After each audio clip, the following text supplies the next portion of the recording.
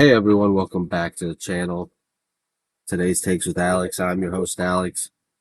Happy Sunday. Hope the weekend is going well.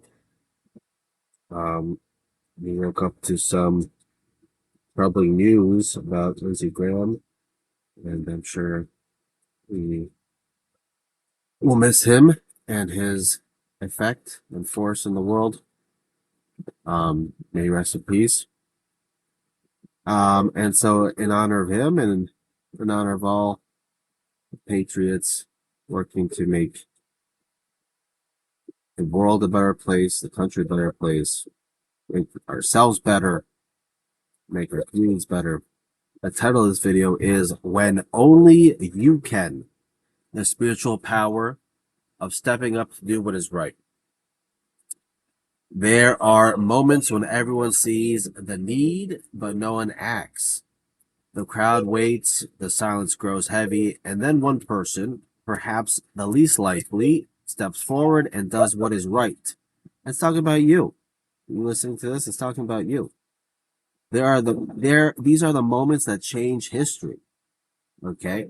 Because we are all given opportunities to make a huge impact, whether we realize it or not.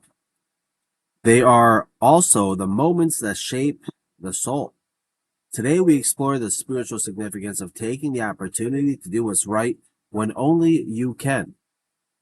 This teaching is universal for every person who has ever felt the weight of a moment where action was needed and no one else would move.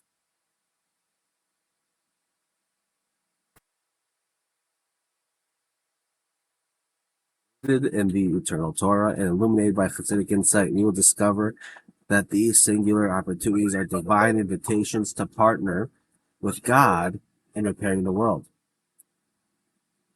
I'm going to step in and get this opportunity to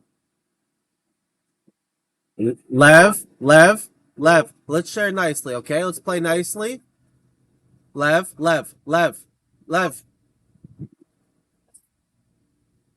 Do you want to sit out? You want to sit outside? So just play nice. It's okay. Okay. Well, he's crying a little too much. Okay.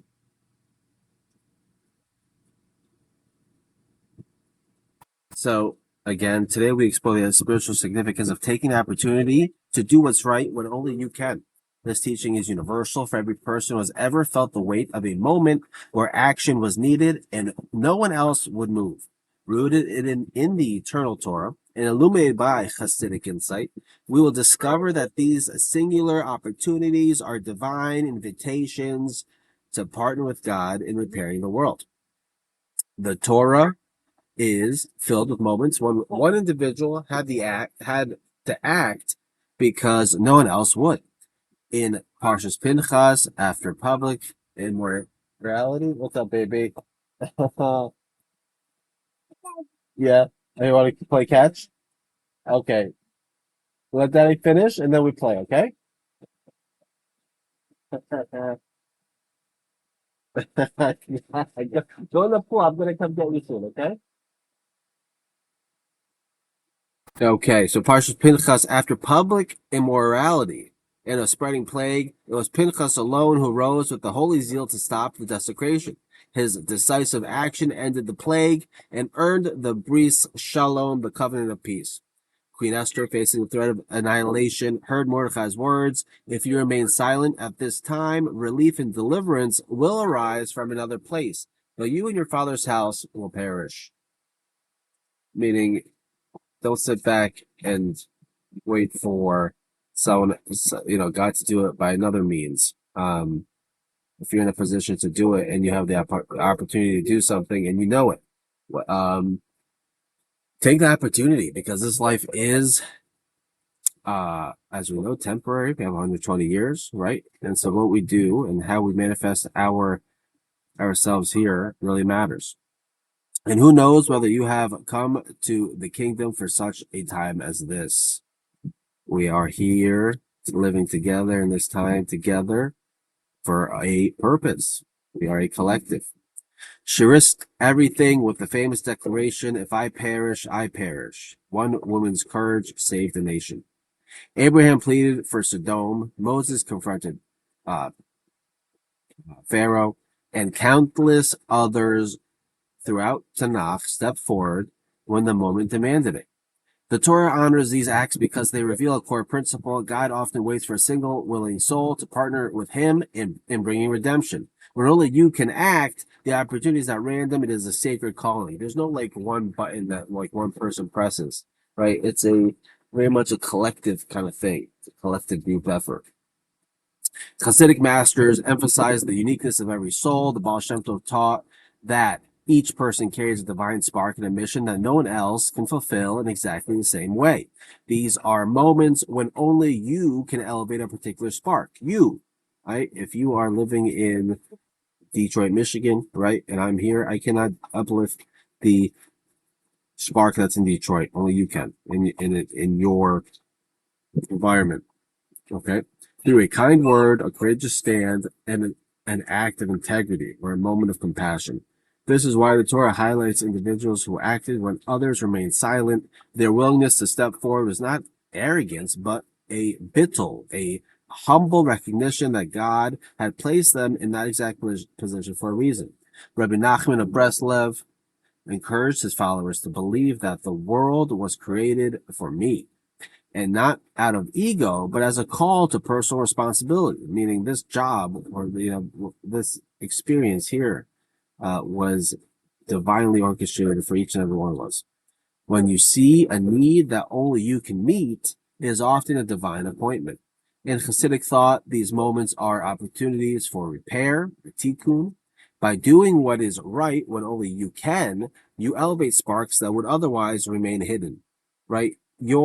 If you are in a position, right, everyone is like take for example a character in like a video game, right? Everyone has their own stats, right? Some people are very generous, some people are very uh, um, you know, honest. Some people are very, eager to help others, right? There's different like stats, right? And there's a spectrum for each thing, right? And so every time we choose to, kind of come out of ourselves and to push ourselves to be a little bit better, that itself is like creating friction in our character and in our soul and creating sparks. So, I mean, when we all decide to do that in the name of divine service, that's how we get to redemption. Okay, the spiritual significance of stepping up when only you can offers every soul deep gifts. It awakens personal purpose. Recognizing that you are uniquely positioned in a moment gives life profound meaning. It cultivates courage and moral clarity. Choosing right action despite fear or social pressure strengthens the soul's highest qualities. It creates ripples of redemption. One person's faithfulness can prevent harm, inspire others, and shift the course of events. It deepens partnership with God. These moments are divine invitations to co-create goodness in the world.